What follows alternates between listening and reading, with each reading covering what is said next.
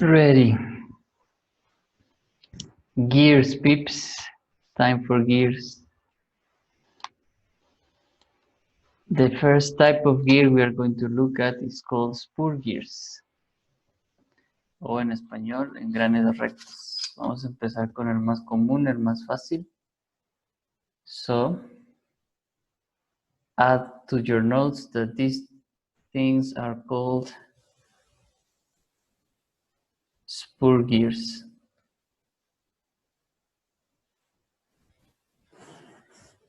People from mechanisms, what do you remember from gears? Anything you want to share? Anything particular feature regarding gears? The relation between the teeth must be the same in both years, and it's constant. Not the relation. Is constant the ratio. In other words, I think what you want to say is that the angular velocity of one with respect to the other are related with the number of teeth. And that ratio is constant. It doesn't change with respect to time because we are not adding or removing teeth to the system. That's true. There was also a particular thing about the shape of the teeth. Can you remember? Why the teeth of or one tooth of the gear has to have that shape? The involuta? Yeah, the name is the involute. That's the name of the shape. But why do I need the involute?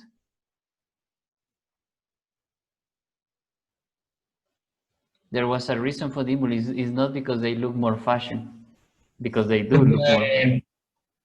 Radius ratio to be constant at any moment of the involute guarantees that the distance between the center, the point of rotation, to the contact point is constant. And if you remember, if we analyze this, the velocity of this thing, we know there is a velocity going like that, right? Remember? And that velocity, that linear velocity is the same for gear one. Let's label them. Gear one and gear two. That velocity is constant. Sorry, it's the same at that point because that velocity is a function of the radius, which is the distance from this point to this point, and that point to the center of rotation of the big one, which we cannot see, but it should be somewhere there, right? And I don't want to move the assembly too much at the moment, but that's the reason of the involute. That's right. And also at that point there is something else happening. Let me erase everything. And all these features about involute, about the ratio of velocities, number of teeth, and all that was covered in mechanisms. If you did not cover that specific basic theory in mechanism, I suggest you study it because it might be useful to understand how these mechanical elements transmit movement. Okay, you'll need that. You need to understand that because some of the features we see in design of machines are related to the kinematics of gears. What you saw in mechanisms is called kinematics of gears. What you are going to see in machines is called kinetics of gears. Let me write that. So in machines is kinetics of gears, and this is design of machines. And in mechanisms, you see kinematics of gears. That is mechanisms. This thing is only related to movement, velocity, position, whatever. Kinetics is involved to the forces. So we are going to try to introduce the topic of kinetics of spur gears. Kinetics of spur gears. Okay. In order to analyze the kinetics of spur gears, we need to think of the direction of rotation. let's assume this is the input, this is the driver, okay? The input, driver, the one in charge of making everything else move. We label this as G1, is gear 1, and this arrow here is the direction of rotation. It will be important for kinetics. You'll see why in a second. If this is the driver, okay, driver, I try to write there, driver, let me do a better job just for you. Oops. We will put everything in the notes in a second. I just want to use SolidWorks as an introduction. So if you don't find a very neat or organized notes, don't worry, we will change to the writing board in a second. So this is the driver. And if that is the driver and it moves in this direction, okay, then in which direction this one moves? Can anyone tell me that? Which in fact is called G2. Clockwise. The opposite direction? Like that, right? Yeah. Who said clockwise? I got confused. Okay. So G2 is then rotating in that way, and this is called driven. If it is not the driver, then it is called driven. This is the vocabulary we'll be using until we finish the topic of gears, which is almost at the end of the semester, maybe.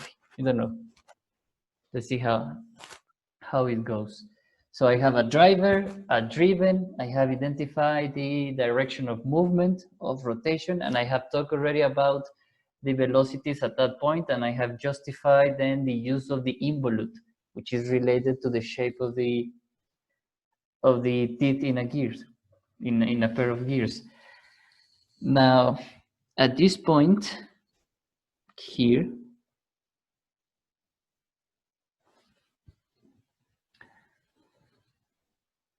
I can draw a tangent line.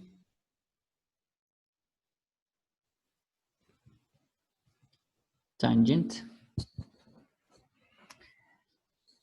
And between the normal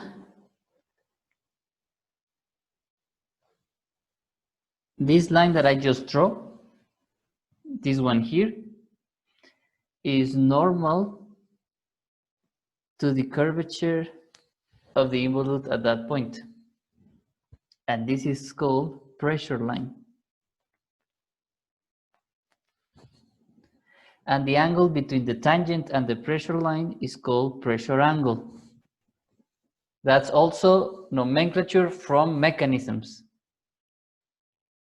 We, in design of machines, we just need to know that it exists. Cesar, just be patient. You'll see that in a month, probably. It will make sense. Everything will make sense in your life in a month, at least mechanically speaking.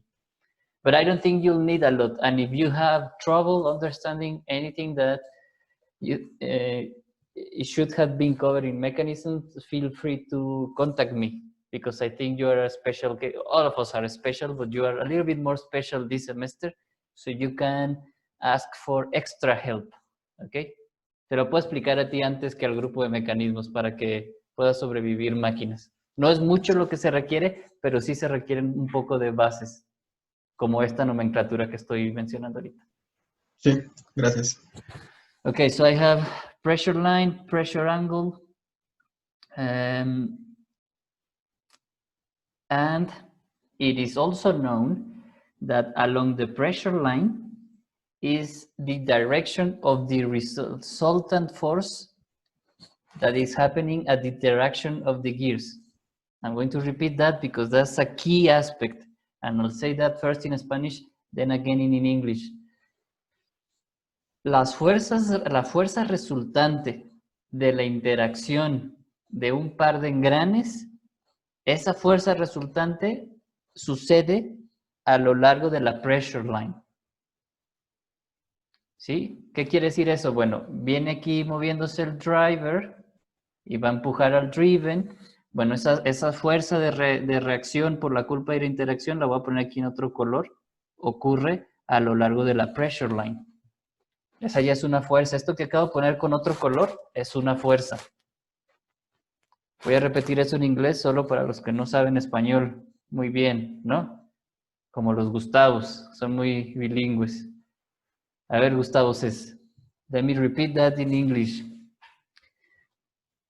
The resultant force at the interaction between a pair of mating gears, that's the term, mating means mating, at a pair of mating gears happens along the pressure line.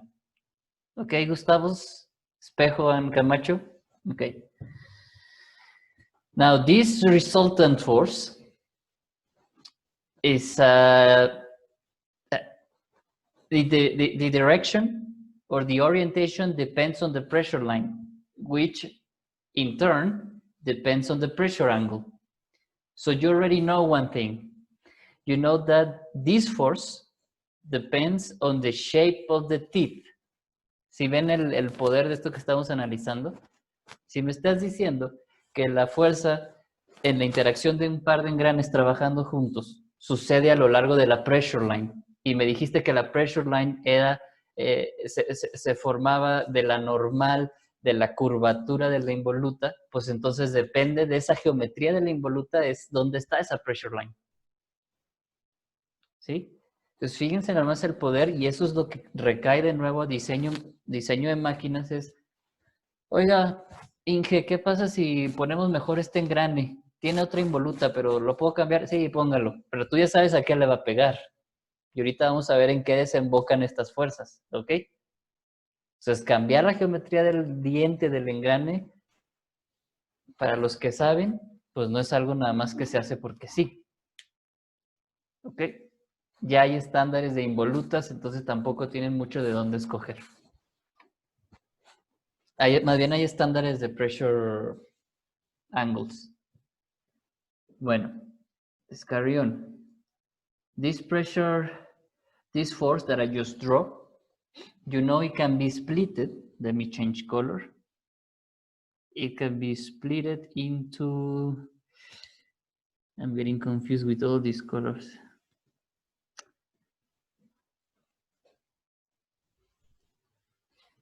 Can be splitted into this component and this component. Yep. The pressure line is inclined, and I can split it into the corresponding vertical and horizontal components. That means I will also have that one there and this one here. Okay. The ones that means, or we can analyze from this diagram that it is this principle of action and reaction. So if this force here was split into vertical and horizontal component, and this one same, this force here is a reaction of this one here, and this force here is a reaction of this one here. Let's think how these forces are produced. The driver is going to start rotating this way. So this tooth here is going to push this one, right? So it means that this gear is experiencing the reaction of this.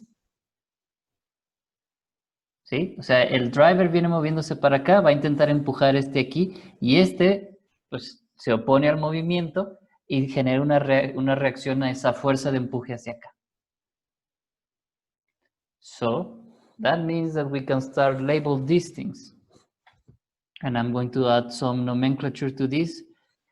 This force here is a tangential force, that is the subindex T. Why tangential? Well, it is tangent to the circle, right? Tangential force acting, or because of gear 2, acting on gear 1. So whenever you see FT21, it means tangential force because of gear 2 acting on gear 1. That's what the 2-1 means. So this other force here, the one on the bottom, is going to be another tangent force because of 1 acting on 2. Shall I repeat that? ¿O vamos bien? Apréndanse bien la nomenclatura. El segundo número es al engrane al que está afectando, porque la recibe. Entonces, esta FT1 es la que afecta a este engrane y por ende va a afectar a la flecha en la que esté montado este engrane. Esta FT12 afecta al gear 2. Ahora ya están entendiendo por qué era mejor arrancar la clase con Solid, ¿no? Y no en las notas. Hubiera tenido que dibujar cada uno de estos dientecitos y pues no soy tan buen dibujante. Okay. These other forces here are called radial force. So this would be radial force. Which subindex I add to this one? 2-1 or 1-2? 1, 2. Because of 1 acting on 2, then this one becomes radial force because of 2 acting on 1. And because this is action-reaction, then we can conclude the following. I don't have enough space to, I'll put it here in this tiny space. You can add it to your notes, please.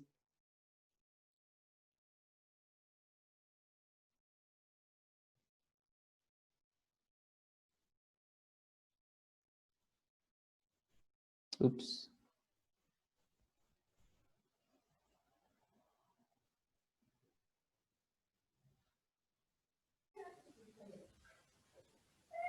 Teacher, what was the meaning of letter R? Radial. Radial. Thank you.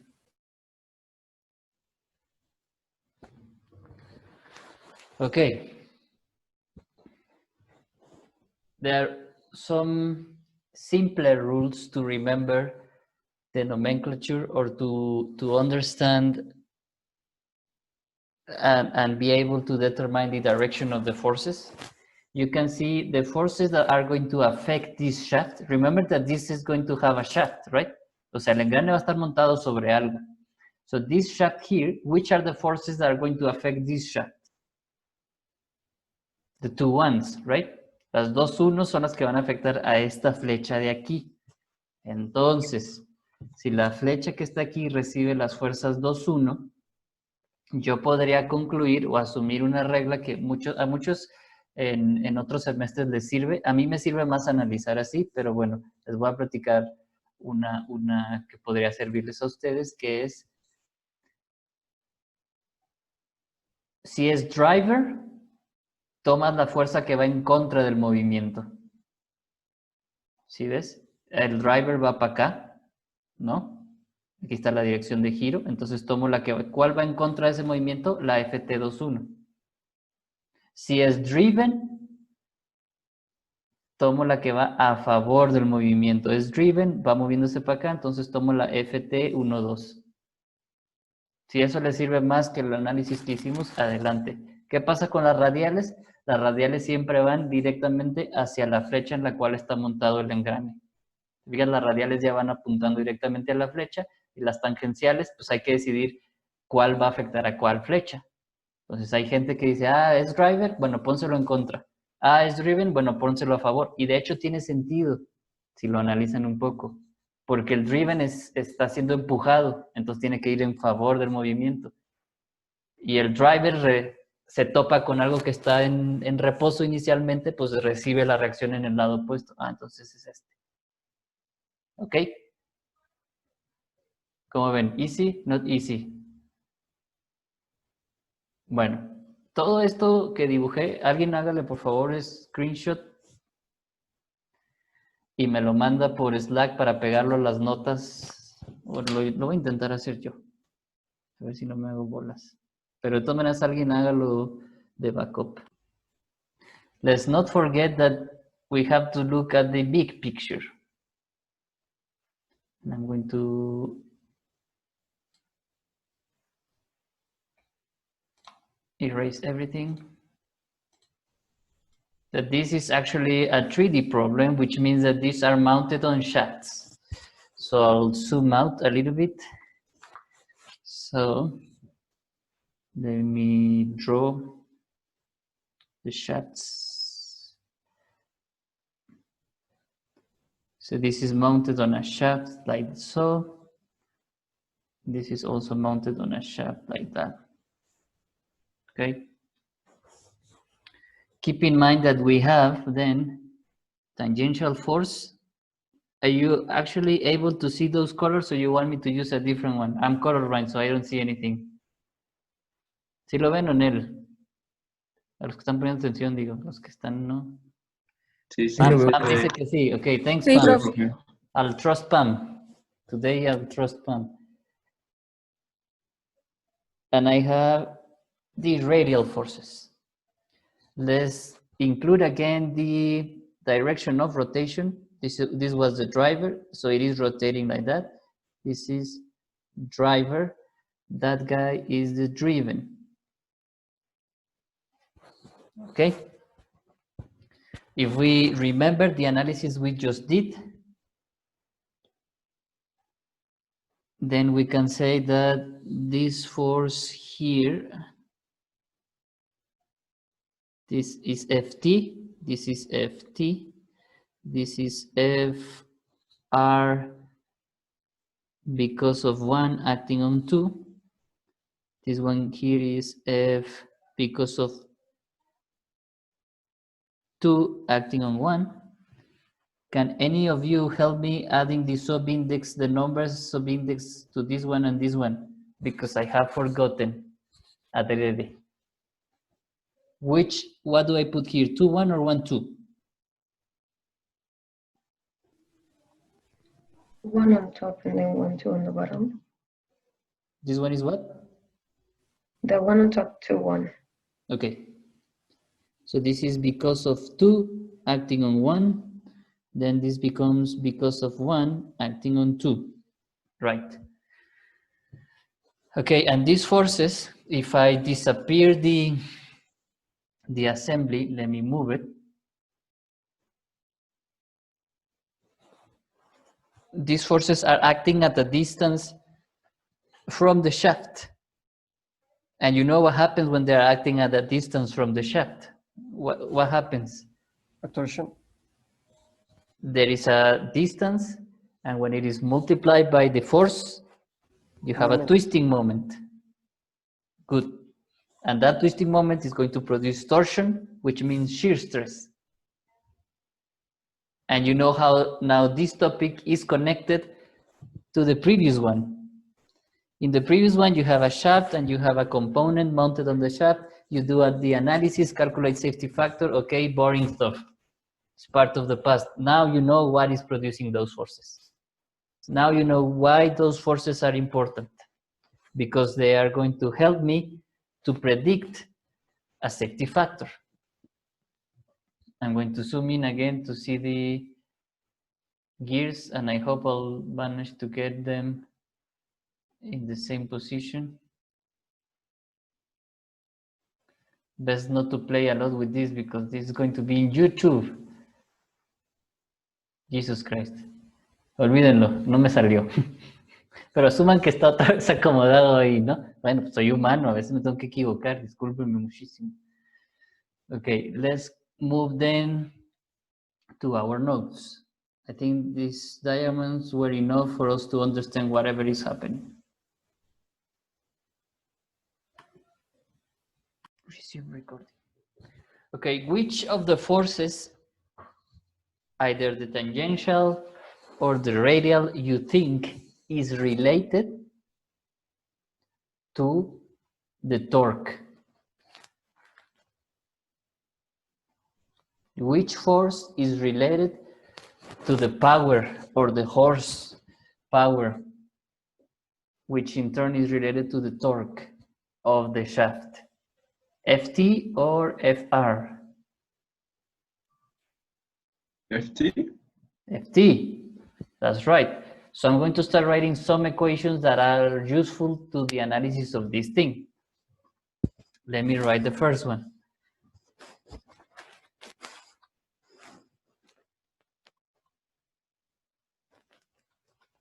The tangential force is related. The tangential force is related to the horsepower by the following equation.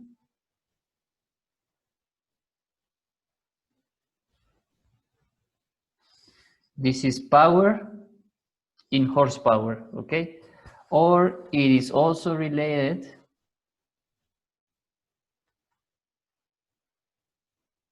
the power is related to the tangential force times the velocity. So this thing here is the velocity.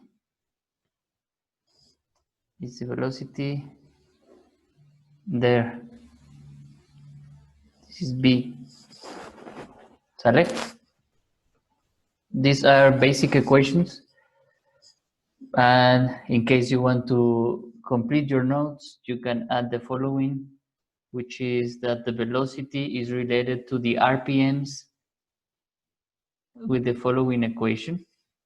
And if you use this equation, you are getting the velocity in feet per minute. And this lowercase n is RPMs. This is the diameter of the gear. And P or pi, you know what it is, I hope, right? Si no le ponen pi en Google a ver qué les dice. And this formula here comes from, it's a conversion already of from power to horsepower, power in watts to horsepower, etc. Okay. Profe, Yes, ¿qué era la D? No alcanzo a ver bien la nota. diameter of the gear. Oh, gracias. Let me do that again. I'll do my best, Caro.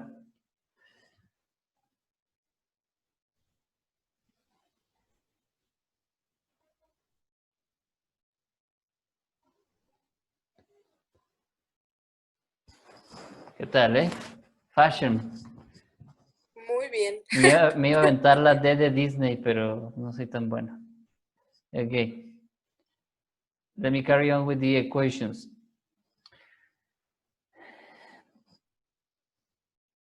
Let me try to use this color. Because here in this, we are going to name or label, means reduce thickness. This force, the resultant force, is going to be called Fn. So Fn is split into Ft and Fr. Okay? That means that the following equation should be logic in your minds. Let me write it. Radial force is equal to the resultant force, Fn, times the sine of the pressure angle. Make sense? Simple trigonometry functions. Or is also equal to the tangential force times the tangent of the pressure angle. So you can already have an idea on how to solve these problems. They might give you the power, the input power, and then you can say, okay, I can get the tangential force. And with the tangential force, I can get the radial force. Or if I know the pressure angle and I know the resultant, I can also work out the radial force. Following with the use of trigonometric functions, then I can write the following, which is the resultant force equal to the tangential divided by the cosine of the pressure angle. Okay? How can I relate the tangential force to the torque? Someone said that before. And I think I can write that one here. So the tangential for the torque is equal to what? Tangential force times what?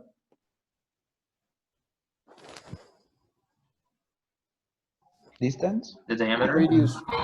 Radius times the radius of the gear. So this R here is radius. So this is torque.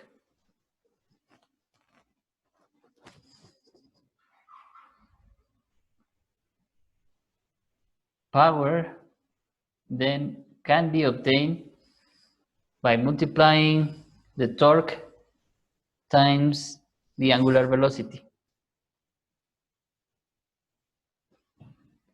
Basic equation. All these equations are related, and they are going to be useful when solving this type of problems. Okay? You can even get the horsepower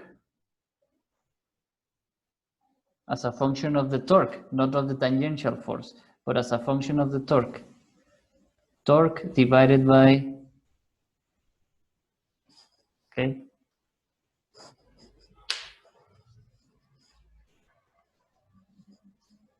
Everything okay up to this point? Yep. Okay.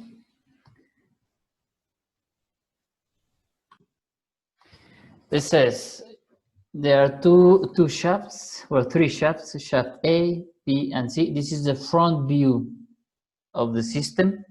Okay, this is the front view of the system. And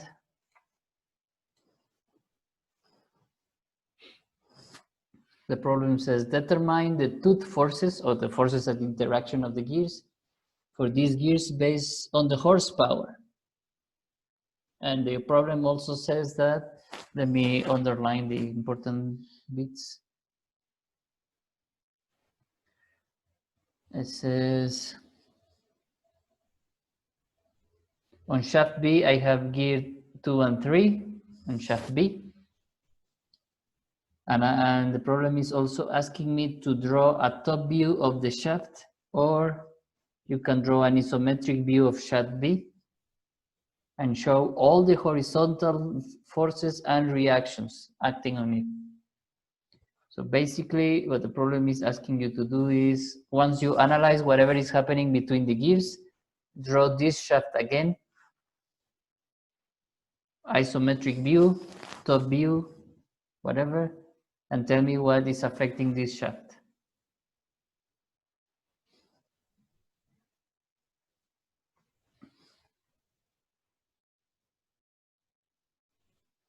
Then it will say consider a diametral pitch of 6 and a pressure angle of 20. Can any of you remember what diametral pitch is? That's also basic concepts, Cesar. If you don't remember what diametral pitch is, can you go and look for it online and tell me?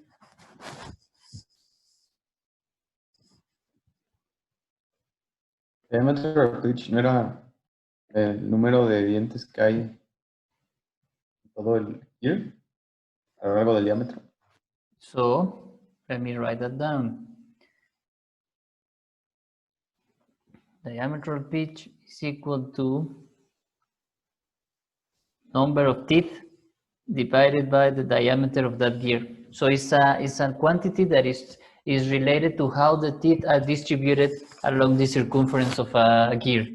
Es un dato que te dice cómo se distribuyen los dientes en todo el perímetro, en toda la circunferencia. Está relacionando el número de dientes. Uppercase N is number of teeth. And you already know this is the diameter, right? Got it? So that's PD in case it is useful. How to solve this problem? I suggest to follow a structured method or procedure that we are going to start today. In this structured procedure, I want you to draw a table or create a table.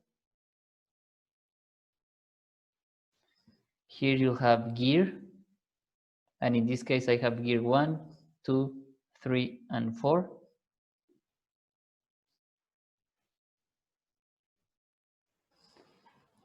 Here I'm going to put first the stuff related to kinematics. So first the stuff related to movement. Number of teeth,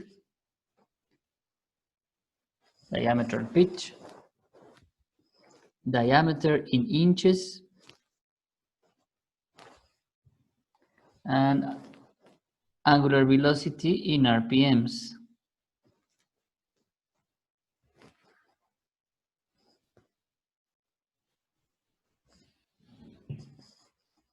Create that table. Will be useful to organize all the information. Now, you did have downloaded the problem, right? You have the PDF. Okay, help me complete the table. Help me complete the table with the information. Which is the number of teeth of gear 1? Gear 1, which is gear 1? Gear 1 is the one on shaft A. You see here? Gear 1, shaft A, 24 is the number of teeth. ¿Ya vieron? ¿Sí? ¿O estoy hablando solo? Sí está hablando solo, profe. Ok, gracias. 24 is the number of teeth of gear 1. What about gear 2? Let's go and see gear 2. 36. 36, and it is already on shaft B. So 36. Gear 3, 18. 18. And gear 4, 36. 36 again. 36 also. Who was helping me? Was it Pam? No. Yes? Okay. What about the diametral pitch? Which is they are only giving me one value or data related to the diametral pitch. So 6. if the diametral pitch of gear 1 is 6, you know that between two gears that are working together, the diametral pitch has to be the same. Eso te habla de la distancia entre dientes. Okay? So between two gears that are working together, for example, in this case, gear 1 is working with gear 2, then the diametral pitch will be 6 also.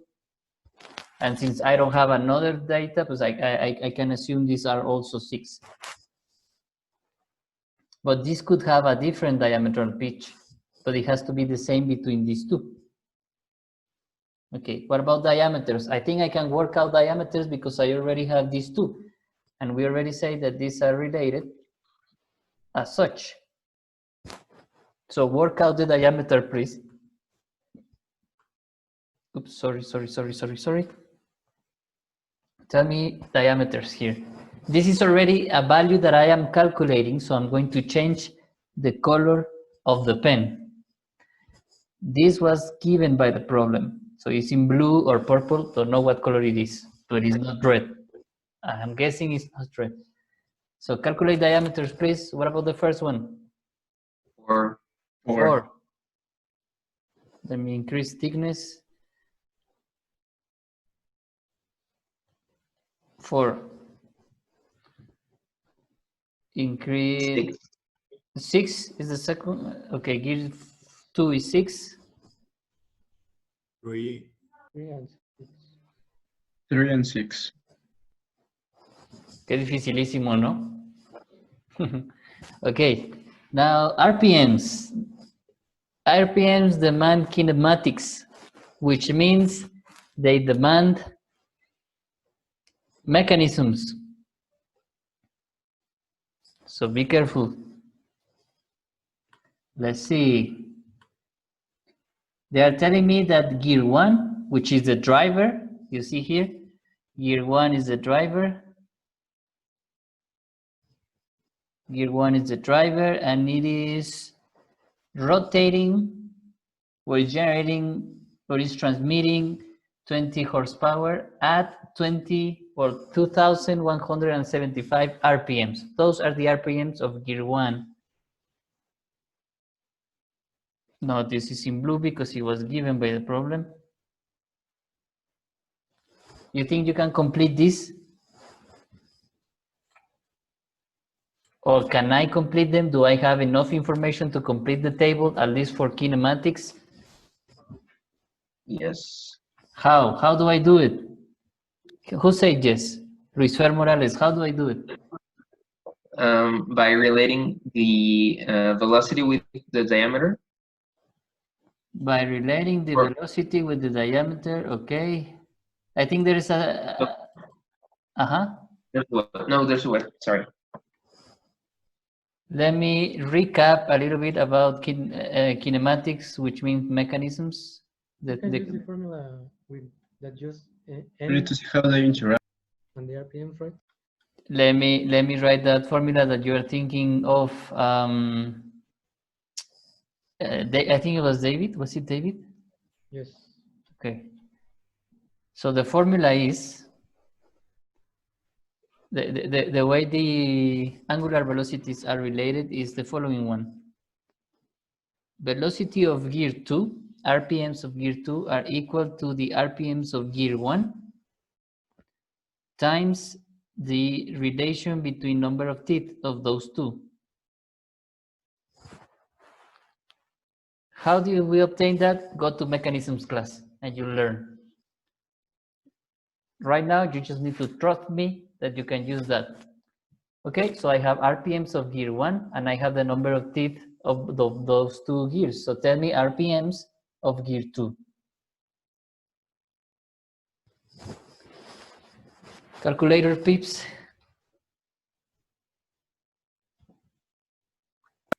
$1,450.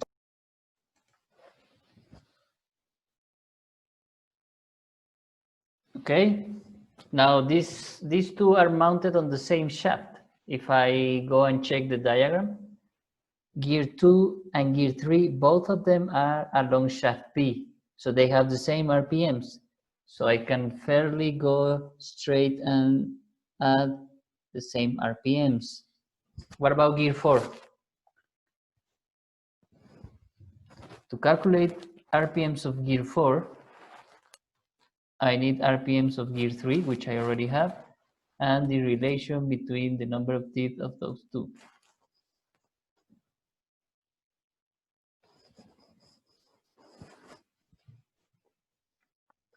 $71. 71. That's not the number I got.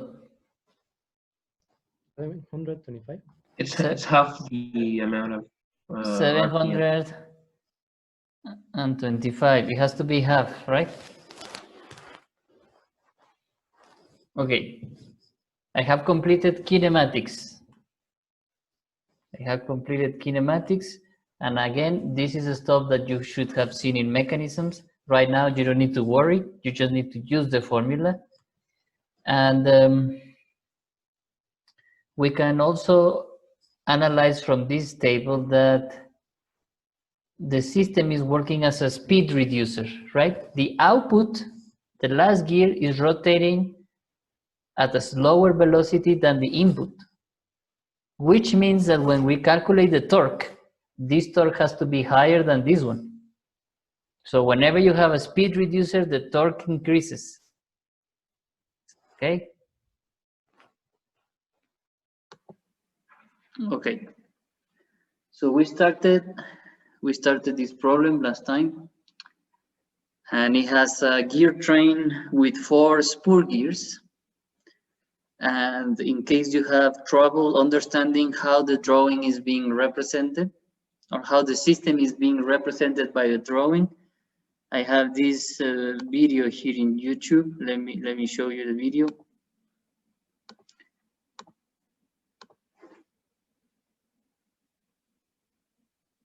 Okay, that's the same system. So if I look for the problem in my other computer, so I can show you which gear is which. Let me show you.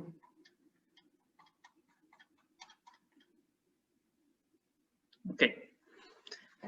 This means that according to the diagram that you have in the notes,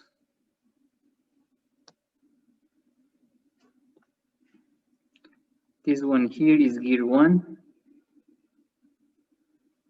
Sorry, no, this one here is gear 1. That's gear 2. This is gear 3, and this is gear 4. Okay. The input is given in gear 1, and the direction of rotation is the following one. I don't know if that color has a contrast enough for you to see it, or you want me to change the color. I can't see any color anyway, so for me it's the same. You can try with another color. Gear 1 is the input, is the driver, and it rotates this direction. And I have gear 2 here, 3 and 4. So how this thing moves, let me click play.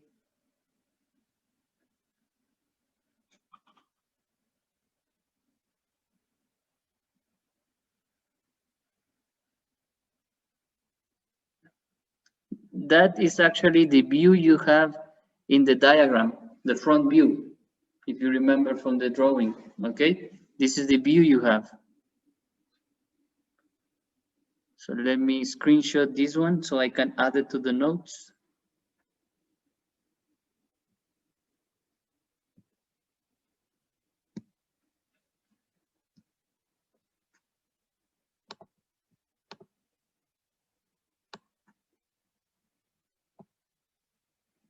Okay,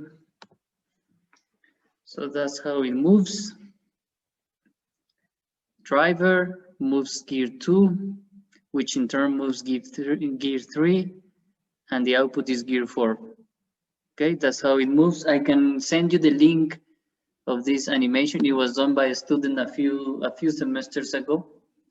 So I think I can share this link with you, and you can check it on your own time, clicking in the pause button every time you need to analyze something. This front view is exactly the front view you have here. Okay, as we said during the video, this is gear 1, 2 is the big one, 3 is the small one on the same shaft, and 4. Okay, I'm going to include one more screenshot from the video so we can show the isometric view of the system. So give me 1 second, please.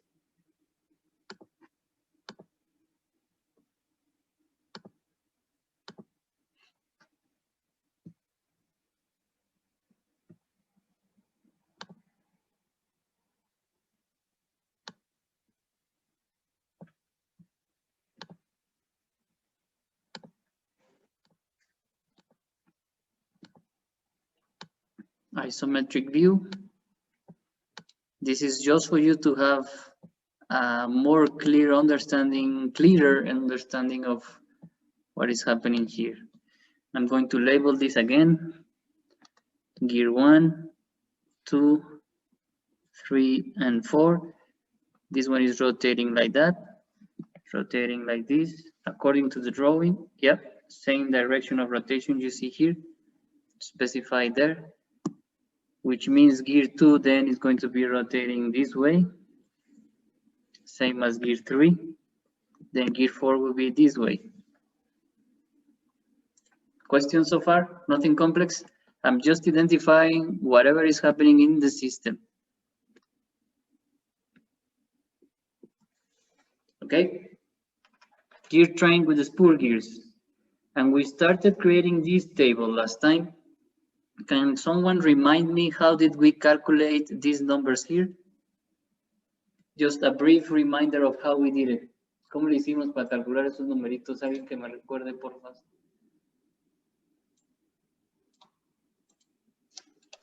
By relating the Diameter formula. We use a relation between what? Number of teeth and speed. Number of teeth and RPMs, right? So we use this relation here. Number of teeth, uppercase N, RPMs, lowercase n. And with that, we complete the table at least 4 kinematics. At least 4 kinematics. Okay. How did we obtain the diameter? Who wants to remind us how we obtained the diameter? The number of teeth divided in the diametral, the PD. We made use of the diametral pitch. Okay, that's good. I think we should be able to start the next part of the problem. I will add one more diagram that I think is useful to understand this. It will be useful for the last part of the problem, but I'm going to add it just now so I can stop interrupting the copy and paste of the session. And I'm going to put it, let me find some space. I'll put it here. Just for now, I'll move it later and I'll explain what it is in each of it. Let's carry on filling the table then. We have completed kinematics. Next column will be, oops.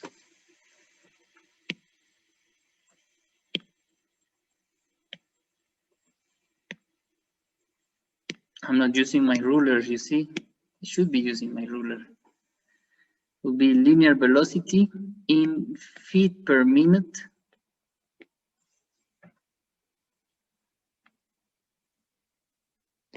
Let me put that in a better handwriting just for the fans.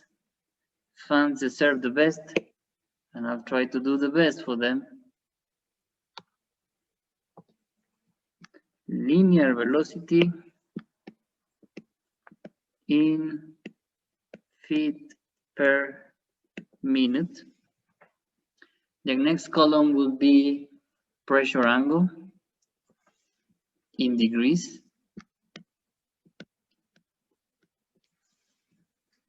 Next column will be tangential force in pounds.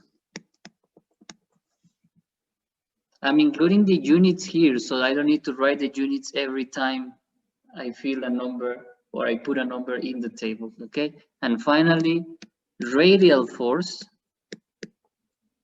in pounds. Okay, how do I start? How do I start?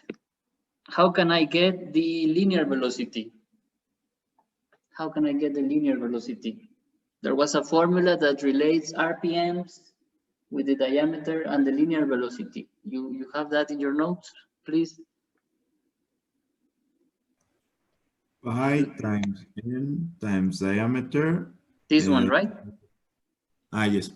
Okay, let's use that one.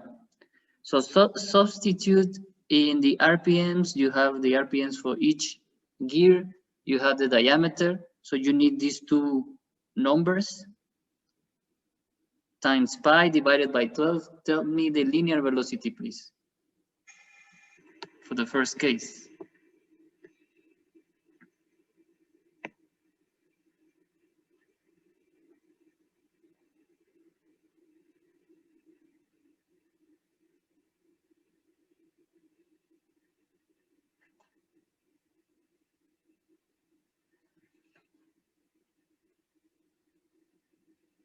You're using your calculators, right? Or you have abandoned me? ¿Me abandonaron o si están conmigo? 2,277? Yes, I got the same. Say that again, please, Rodrigo. 2,277.65. So 2278. And that should be the same linear velocity here, because these two gears are working together. But you can go ahead and substitute the values and validate that. But remember, I'm going to draw that here just as a reminder. I have one gear, I have another gear, and I have a linear velocity here, right? Because of this gear, which I'm going to label as 1, and gear 2 here. These ones are rotating here. These linear velocities at the point of contact are the same. So I can be sure and go ahead and put the same value for the linear velocity of gear 2. Now let's calculate linear velocity for gear 3 and 4, please. Same formula, change the diameter, change the RPMs. 1139. 1139. 1139.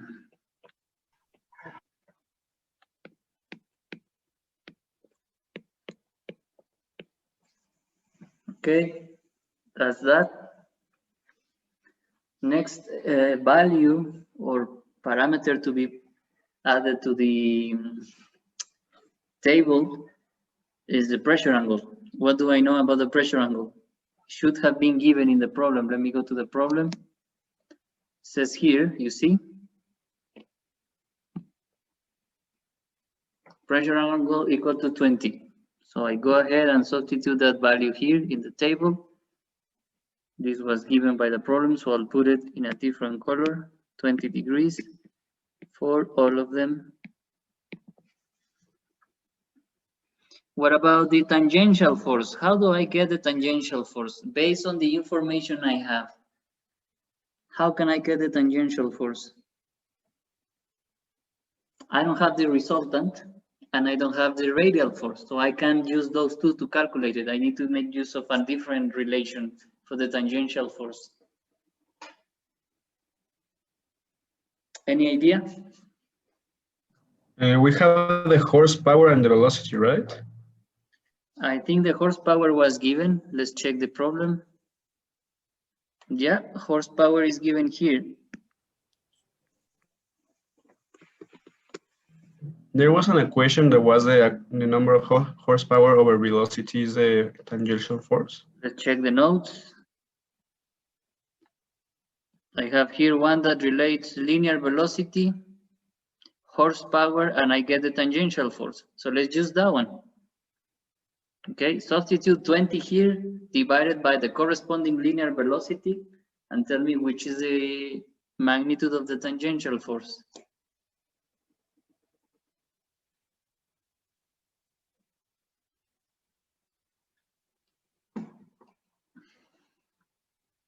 We are using this formula here.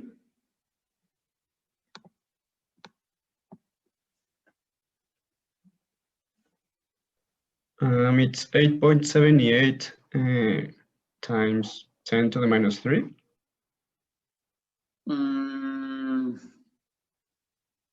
No, that's not what I got. Let me look for the calculator.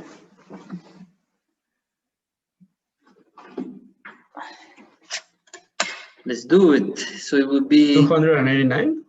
290 I have. Yes, I 290. So let's go to the table.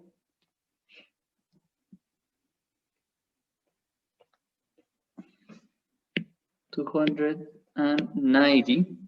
Now the tangential force between two gears that are working together are the same magnitude, opposite direction. So I can go ahead and substitute 290 here. Okay. Calculate then tangential force in gear 3 and 4, please. 579. 580 I have. Thank you. I think that one was Victor, no? ¿Quién fue? Yes, me. Yes, Joe, me. Okay, thank you, yes, Joe, me. Sorry, I know I shouldn't be joking a lot. So, radial force. Now, how do I get the radial force? I have now the tangential force and I have the pressure angle. There's a simple relation using trigonometric functions that relate the radial force to the tangential by using the pressure angle. Let's check the notes from previous session. You have it here. Tangential force times the tangent of the angle, right? That's the one. Who said that? Huh? No, yeah. That's the one we're going to use. We use the tangential force multiplied by the tangent of the pressure angle. See this equation here. And let's see.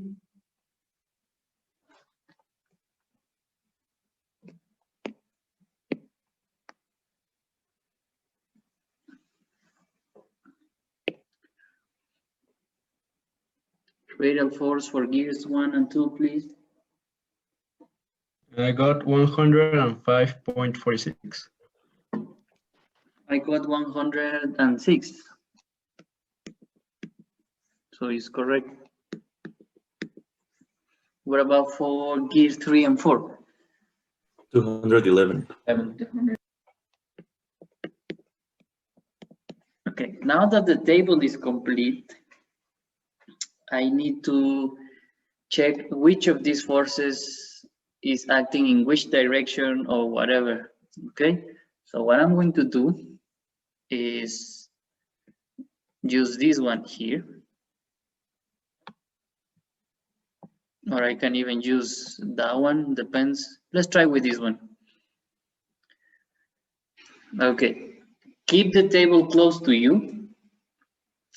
Between gear 1 and 2, I have two forces, one of 290 and one of 106. Yeah, can you check that with the table? Between gear 1 and 2, I have 290 and 106. The radial force is easy because the radial force will always act from the contact point towards the shaft. Let me use probably this color to know.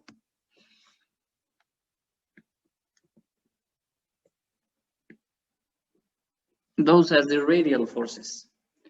The one on the top, this one, is going to be radial force because of 2 acting on 1. And the one on the bottom will be radial force because of 1 acting on 2. What is this FR21 equal to? And what is this FR12 equal to? In this case, it's easy. Both of them are equal to 106 pounds. Whenever you are struggling looking at being able to identify a color, let me know. But I think so far no one has complained, so I think I can carry on. Those are the radial forces. Let's look at the radial forces between 3 and 4. Between 3 and 4, the radial force is 211. Yeah? See? Okay. So from the contact point towards the shaft, from the contact point towards the shaft. This one here is going to be FR. This is also F. I can even see there. I'll change color dramatically. Let's try with this one. That one there is FR also. This one is because of 4 acting on 3. And this one here is because of 3 acting on 4. Okay. These two are equal to 211, equal to 211 pounds.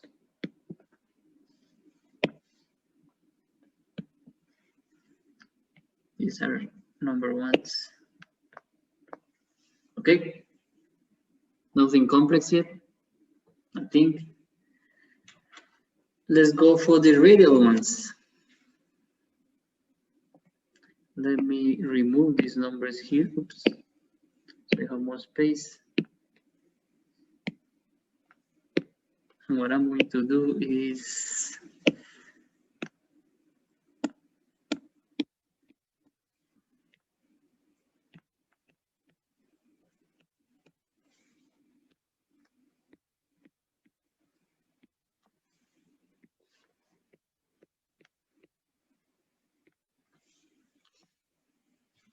okay, tangential forces. Color, a nice color for tangential force. Let's use that one. Okay, I know the tangential force will be like that. And here it will be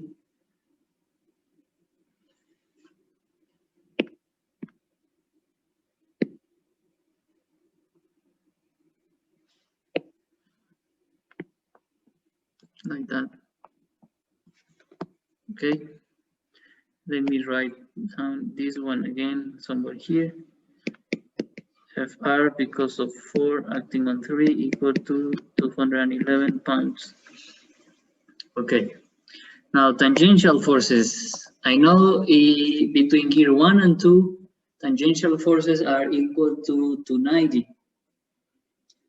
Question is, which force is what? So which is the force affecting this shaft and which is the force affecting this shaft? The one that goes towards the left or the ones that go towards the right? I don't know. Tricky question.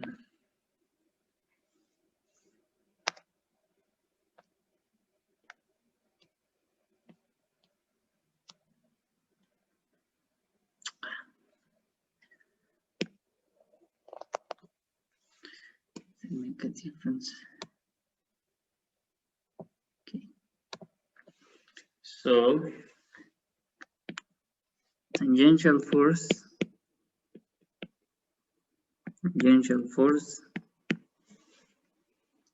This one is 2-1 or 1-2. The one here. 1-2. 1-2. We said that the one that goes in the same direction as the movement affects the driven, okay? And the one that goes against the movement affects the driver. So in this case, this will be because of 1 acting on 2, and this will be because of 2 acting on 1. Let's check that again because I think it could be confusing. This gear here starts rotating, starts moving, so it's going to try to push this teeth here to the right, and what this gear is receiving is the reaction to that. So this gear, let me write it again, is trying to push this gear at this point to this direction. So whatever is receiving is the reaction of that, and it goes this direction. So therefore, this is the tangential force that affects this gear. And what is this gear receiving? Is that push. It's receiving that push from this gear and it goes that way. So because it goes that way, then that is 1-2. The second number is the one that is receiving the force. First number is the one that is producing the force. So if I substitute the values, then I'll have that Ft12 is equal to 290 pounds. And this one is also equal to 290 pounds. Okay, let's go to the next pair of gears. I have indicated already the directions of the tangential forces. So I can write here Ft and Ft.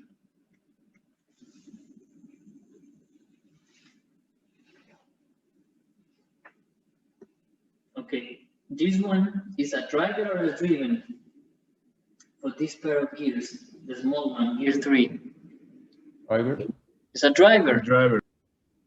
It's a driver because this one is driving this one. This is a driven. Okay, so if this is a driver and it moves in this direction, which is going to be Ft43?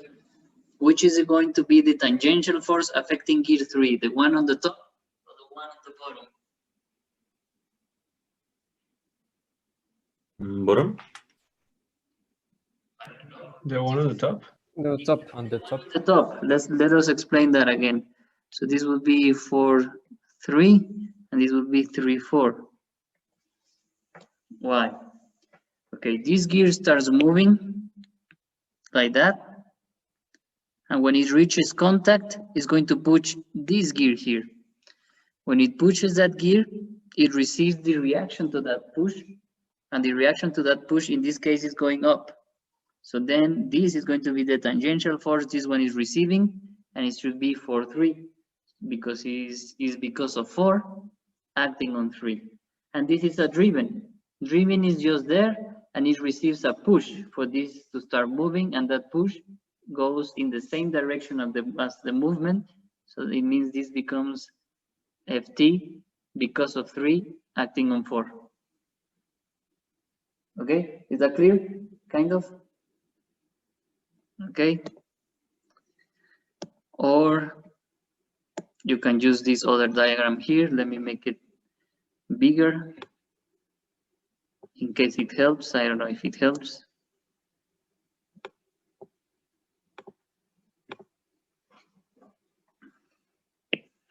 So I have tangential forces like that, and like that. I have radial forces like that, like that. Okay. This one is Fr because of 2 acting on 1. This is Fr because of 1 acting on 2. This is Fr because of 3 acting on 4. This is Fr because of 4 acting on 3. And then tangential force. You know what this double head arrow means, right? Direction of rotation. This points towards the thumb. Apunta hacia el pulgar, es la dirección de giro. Para que no se confundan con esta flecha curveada, también pueden incluir la flecha con doble cabeza. So it means that I could have done that here. Double head arrow will be like that. It shows direction of rotation. So double head arrow here will be like that. And finally this one like that. And it matches to what we see here. If that is the direction of rotation, then we did say that this one was going to be tangential force because of 2 acting on 1, and this is tangential force because of 1 acting on 2. This one here is tangential force. This one here is tangential force. This one is because of 4 acting on 3 and because of 3 acting on 4. Got it? I did the same thing as before, but a little bit faster because it's the same explanation. Okay, once you have that, you can even simplify this further by just drawing the shafts. So I'll do my best to draw that. I'm probably going to use the ruler now. I haven't used it in a while. I'll try to make it parallel. Okay. This is roughly, the shaft is roughly at 20 degrees. So I'll draw the shaft. That's the shaft.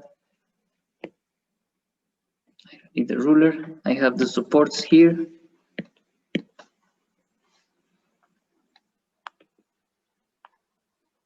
I have that. You will see what that is in a second. And I have this. Well, actually, this should be smaller. This gear was smaller. And the top one has to be longer. Based on what I'm going to draw, you should tell me which shaft I have represented with this line. Direction of rotation represented with a double head arrow. And I'm going to put whatever this is, but I know it's 290 pounds. And I know that one, which is 580 pounds.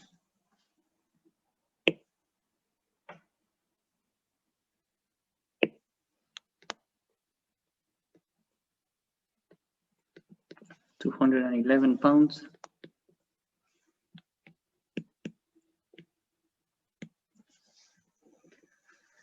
And 106 pounds. Which shaft am I looking at here based on that drawing?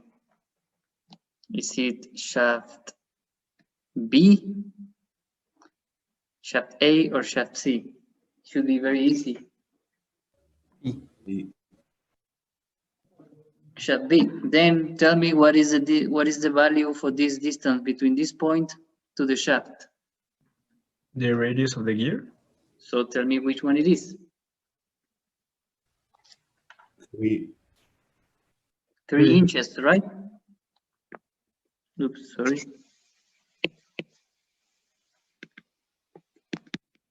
3 inches. What about this one here?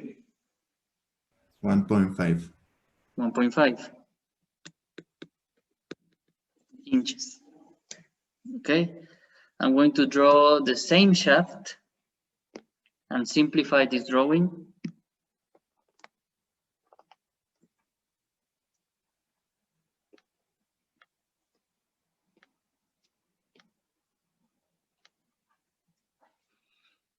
Okay.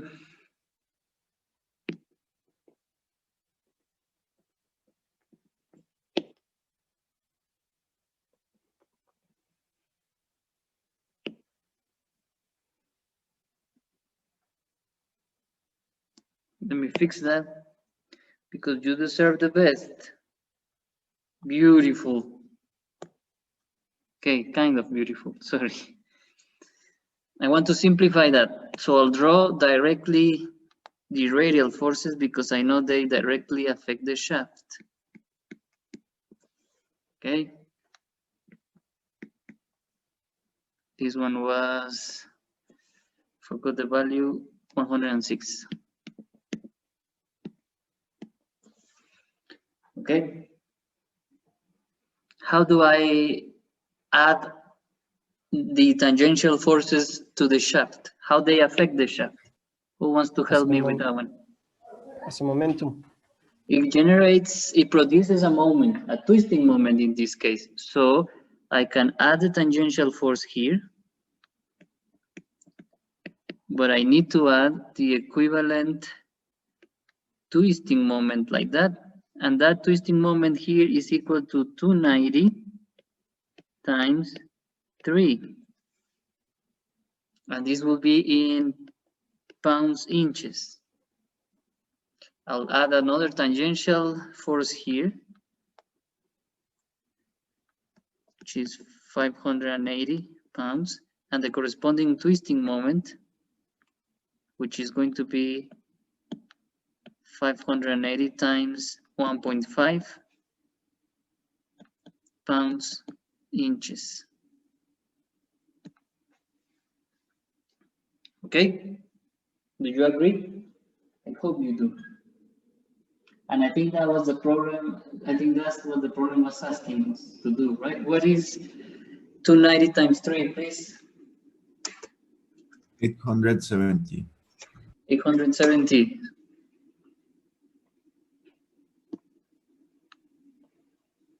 So I'll do the same thing again, simplify it.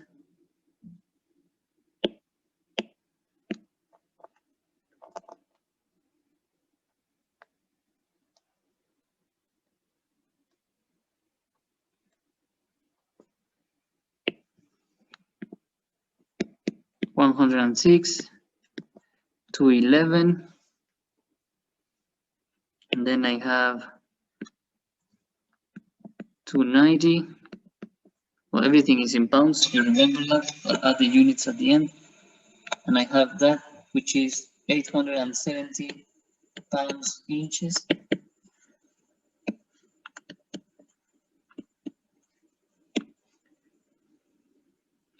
Tangential force here, 580 pounds.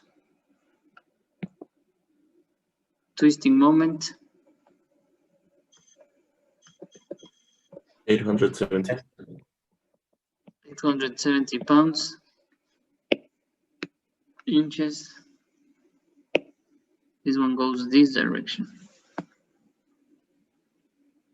according to this drawing here. Okay. The problem was asking for an isometric view of shaft B, including all the forces that are going to affect it, which I think are simplified here or expressed here. Okay, assuming X, Y, and Z as expressed in this drawing. What is going to happen to the shaft because of the radial forces? So because of the radial forces, you will have, I'll try to use a different color to draw the deformed shape. It will bend like that. And in another plane, it will, oops, it will bend like that. And in another plane, it will bend like that, right? This bending here is happening in the XY plane. This bending here is happening in the XZ plane. And these bendings, both of them, so this is because of the 211 pounds, and this one here is because the 106. Now, because of the tangential forces, this one is going to try to bend like that, and this one is going to try to bend like that. This bending here is happening in the XZ plane, and it is because the 290 pounds force, and this bending here is happening in the X and Y plane because of the 580 pounds force. That means you need to have to split the analysis for statics, okay? You'll have to check reactions at the supports, and you will be able to propose a shear force and bending moment diagram for plane XY and XZ. And then check the maximum moment between those two to calculate a sigma X because of bending, okay?